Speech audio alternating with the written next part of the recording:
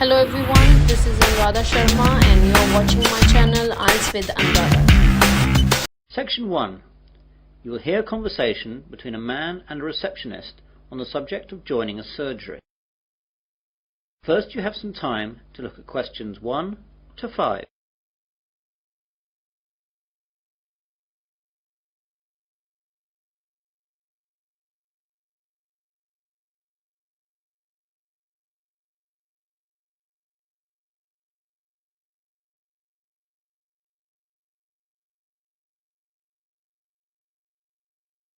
You will see that there is an example. This time only, the conversation relating to this will be played first. Hello, I've just moved to Melbourne for a new job and I've been advised to register with a new doctor for my family and myself. I think that this surgery is the nearest one to where I live. What's the name of the road that you live in, sir? Dawson Road. So, Dawson Road is the correct answer. Now we begin. You should answer the questions as you listen, as the recording is not played twice. Listen carefully to the conversation and answer questions 1 to 5.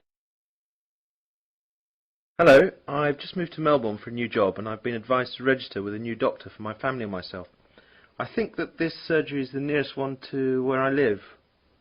What's the name of the road that you live in, sir? Dawson Road. Yes, that's in our area. Would you like to register with us now? Yes, please. Right, I'll just have to take some details. First of all, could you give me your name? It's Mike Jacobs. Jacobs.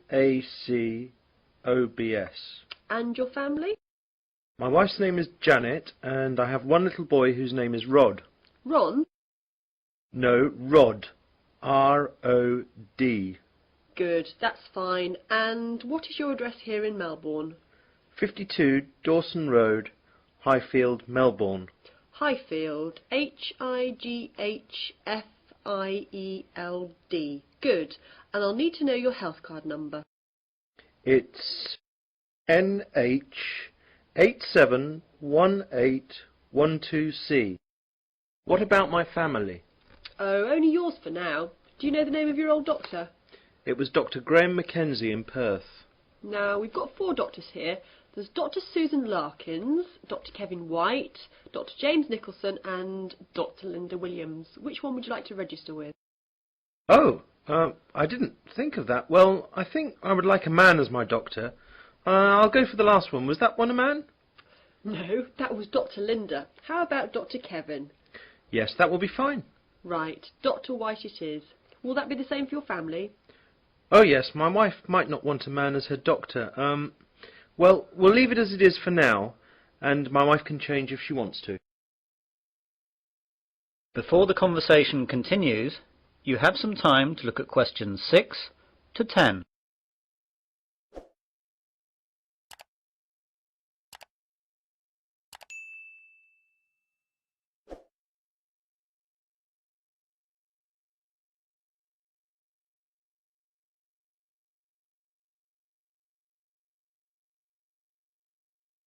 Now listen carefully and answer questions 6 to 10.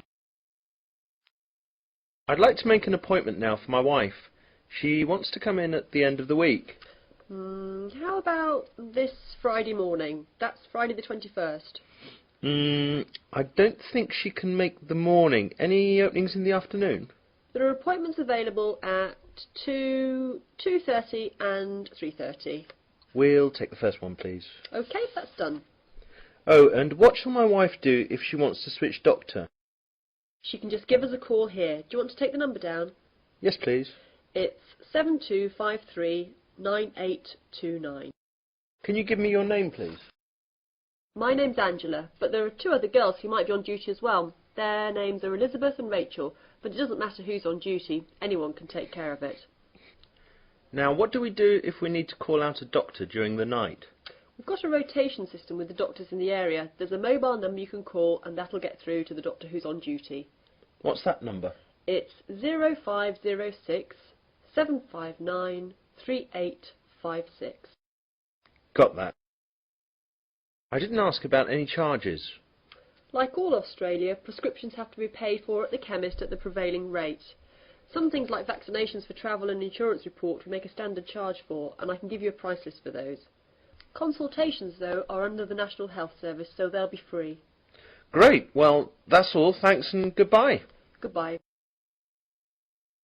That is the end of section 1. You will now have half a minute to check your answers.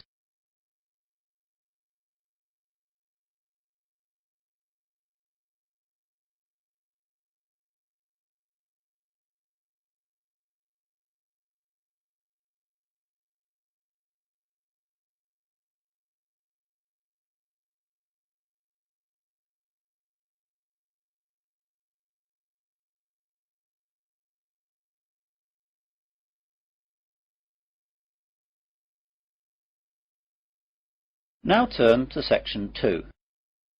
Section 2. You will hear a man giving a guide talk to new students at a university library. First you have some time to look at questions 11 to 16.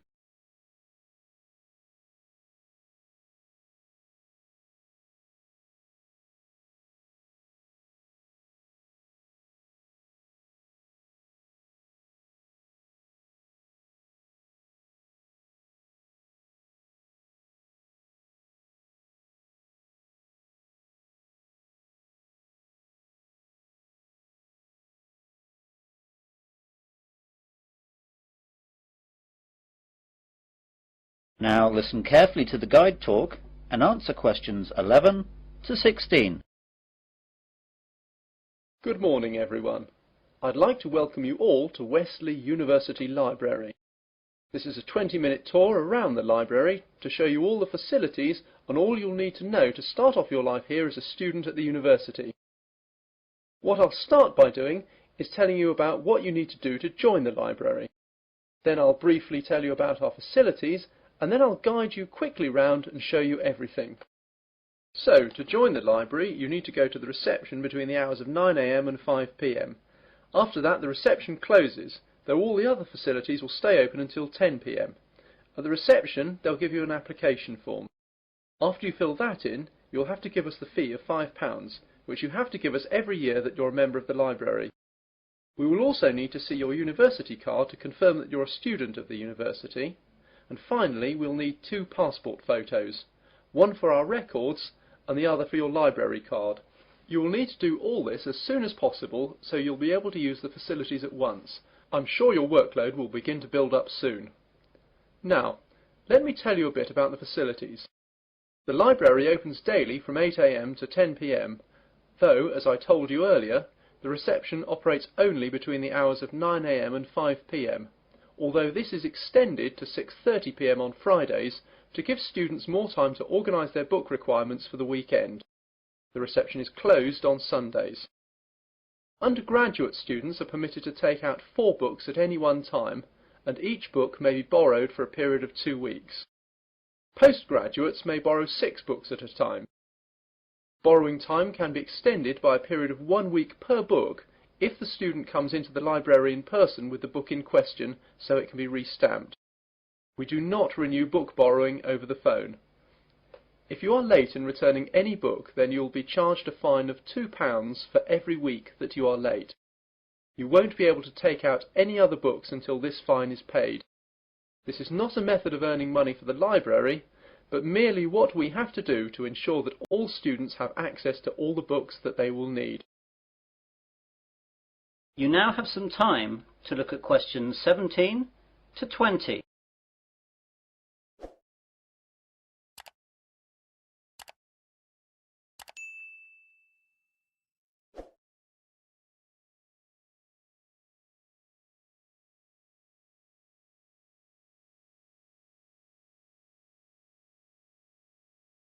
Now listen to the rest of the guide talk and answer questions 17 to 20. Okay then, on to the layout of the library. We're on the ground floor of the library at the moment. Here we have the reception, the computers, which you can use to search for books and their location, and the bathrooms, which are behind the reception. The rest of the ground floor is taken up by the non-lending section of the library. Here we keep all the books which are either too valuable or are used too much to lend out. You can reserve time with these books at reception and use them during any time that the library is open, but, of course, you may not remove them from the library. On the first floor above us we have the arts section, which includes books that students will need for subjects such as languages, literature, art and history. On the second floor is the science section. We'll see these in a minute. Of course, individual departments will usually have their specialist libraries in their buildings, though the computer catalogues here will list them so you know where to find everything, whether it's here or in the specialist libraries.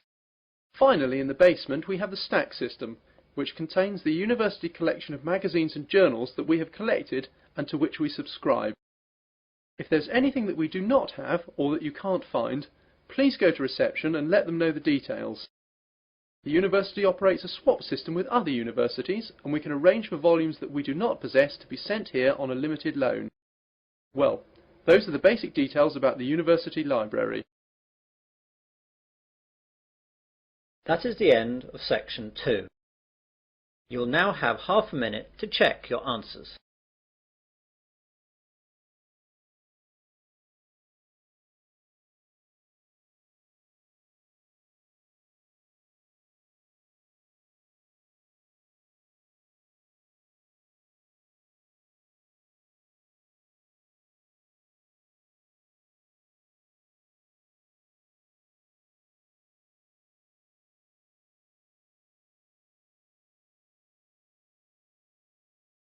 Now turn to section 3.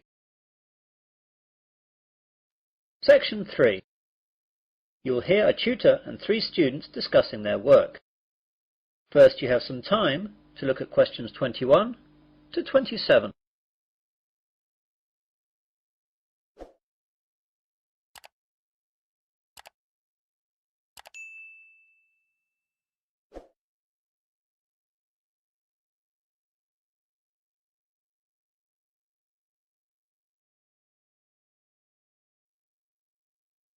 Now listen carefully and answer questions 21 to 27.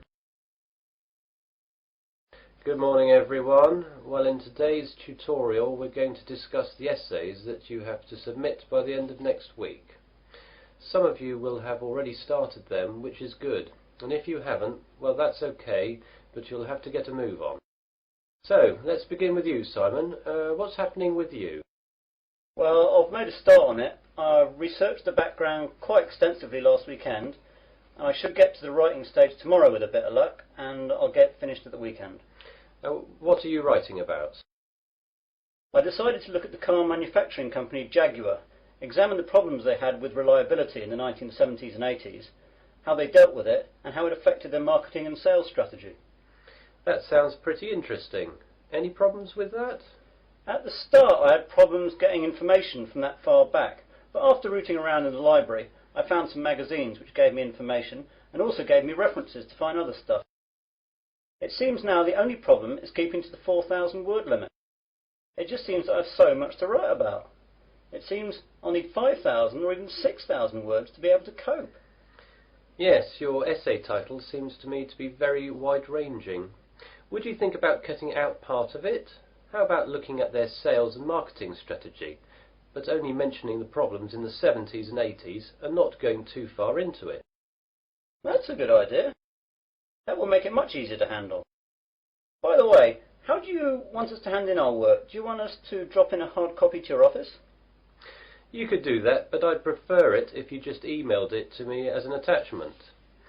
You've all got my address.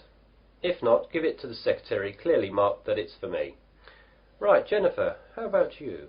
I've not really got going on it yet, but I have decided on a subject. I'll try and do some research during the rest of this week, and I should get writing this weekend. Okay, what are you writing about then? I want to look into how supermarkets use market surveys to develop their products.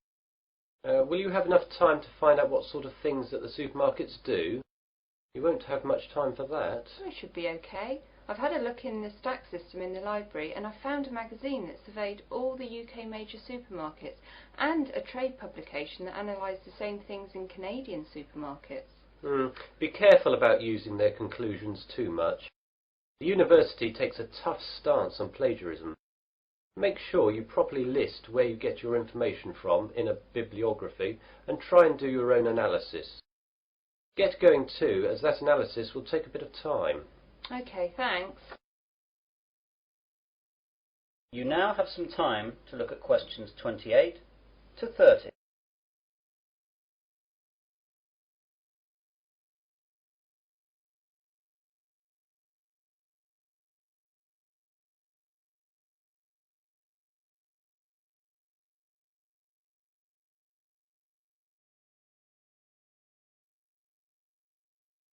Now listen to the rest of the discussion and answer questions 28 to 30. And Melanie, how is your work going? I'm a bit behind, I'm afraid. I was sick all last week and the weekend with flu. I've got a subject, I think, but I've not done any work on it yet. Is there any chance I can get an extension to the submittal date? The policy of the department is not to give any extensions unless there are extenuating circumstances. Do you have a doctor's certificate or anything? I went to the doctor's, but I didn't get a note as I didn't realise I would need it.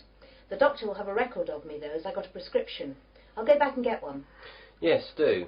If you get one, then there shouldn't be a problem getting an extension. Without it, though, you'll be in trouble. What subject are you considering, anyway? I thought I'd do an overview of the UK mortgage interest rates and their effect on housing sales trends over the last 10 years. I thought it might be of interest because of the huge increases of house prices over the last decade. Certainly an interesting subject, and it should be no great problem getting information, as this has been fairly well documented. It's a lot of work again, though, and you'll really need to get cracking on it, even with the extension, if you get one. Well, I've not got much on for the rest of the week, and I've set aside the weekend to really get to grips with it. Good. Now, is there anything else? That is the end of section 3. You will now have half a minute to check your answers.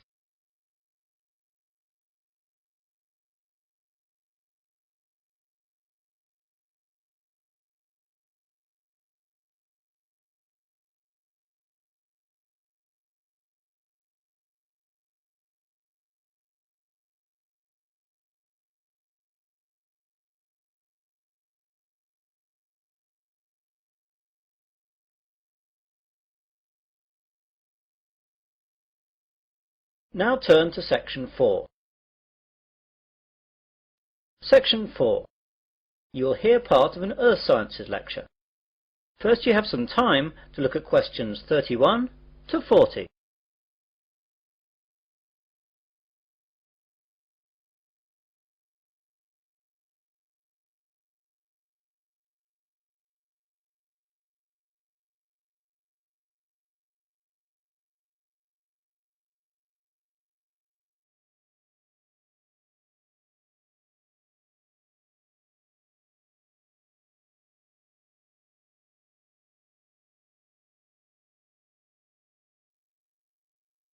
Now listen carefully and answer questions 31 to 40. Good afternoon and welcome to this Earth Sciences lecture. Today we're going to look at tidal waves, or more correctly, tsunami. Deep below the ocean's surface, tectonic plates collide, and every once in a while these forces produce an earthquake. The energy of such submarine earthquakes can produce tidal waves which radiate out in all directions from the epicenter of the quake, moving at speeds of up to 500 miles per hour. When these waves reach shore, they can cause enormous destruction and loss of life. Tidal waves are actually misnamed. They are not caused by tides. A more accurate word for them is the Japanese name tsunami, which means harbour wave. They are also sometimes called seismic sea waves, since they can be caused by seismic disturbances such as submarine quakes. However, that name is not really accurate either, since tsunami can also be caused by landslides, volcanic eruptions, nuclear explosions, and even impacts of objects from outer space, such as meteorites, asteroids, and comets. Earthquakes, though, are the largest cause of tsunami. Tectonic plates cover the world's surface, and their movement can be detected anywhere in the world. Some areas of the world are more prone to greater movement, and it is in these places that the largest waves can occur. Large vertical movements of the Earth's crust occur at plate boundaries, which are known as faults. The Pacific Ocean's denser oceanic plates are often known to slip under continental plates in a process known as subduction. And subduction earthquakes are the most effective in generating tsunamis. A tsunami can be generated by any disturbance that displaces a large water mass from its equilibrium position. In the case of earthquake-generated tsunamis, the water column is disturbed by the uplift or subsidence of the sea floor. Submarine landslides, which often accompany large earthquakes, as well as collapses of volcanic edifices, can also disturb the overlying water column as sediment and rocks slump down, and are redistributed across the sea floor. Violent submarine volcanic eruptions can create an impulsive force that uplifts the water column and generates a tsunami. Conversely, supermarine landslides and cosmic body impacts disturb the water from above as momentum from falling debris is transferred to the water into which the debris falls. Generally speaking, tsunamis generated from these mechanisms, unlike the devastating Pacific-wide tsunamis caused by earthquakes, dissipate quickly and rarely affect coastlines distant from the source area. Tsunamis are very hard to detect since they cannot be seen when they are in the deep ocean. The distance between two wave crests can be 500 kilometers, and because of this, the wave height is only a few feet. Because the rate at which a wave loses its energy is inversely related to its wavelength. Tsunamis not only propagate at high speeds, they can also travel great transoceanic distances with limited energy losses. As the tsunami reaches shallow water, however, its speed decreases, but the energy it contains remains about the same. Instead of travelling fast, the wave rises high. The National Oceanic and Atmospheric Administration has set up a seismic detection system to monitor earthquakes and predict the possible arrival of tidal waves for Pacific countries. Buoys at sea can also detect water pressure changes that can indicate tsunamis moving through the ocean. But when tsunamis originate near the shore, there is often little chance to warn people. Let's look at some examples of tsunami and their causes and effects. Some can be relatively harmless. In 1992, an offshore landslide caused a tidal wave of only about 3 feet high that struck at low tide, so Humboldt County, where it hit, got off easy with no casualties. On January 13th in 1992, a Pacific Ocean earthquake off the coast of San Salvador, registering 7.6 on the Richter scale, did not cause any ocean disturbance at all. However, a recent tidal wave which struck Papua New Guinea on July 17, 1998, was 23 feet high and killed at least 1,200 people. This wave was caused by a magnitude 7.1 submarine earthquake. On July 17, 1998, a Papua New Guinea tsunami killed roughly 3,000 people. A huge underwater volcanic eruption 15 miles offshore was followed within 10 minutes by a wave some 40 feet tall. The villages of Arop and Warapu were destroyed. One of the worst tsunami disasters engulfed whole villages along Sanriku, Japan, in 1896. An underwater earthquake induced a wave of 35 feet, drowning some 26,000 people. Finally, about 8,000 years ago, a massive undersea landslide off the coast of Norway sent a 30-foot wall of water barreling into the uninhabited north coast of Europe. If this were to recur today, as scientists say it could, almost anywhere in the world, it would cost billions, if not tens of billions of dollars, to repair the damage to coastal cities and kill tens of thousands of people. That is the end of section 4. You will now have half a minute to check your answers.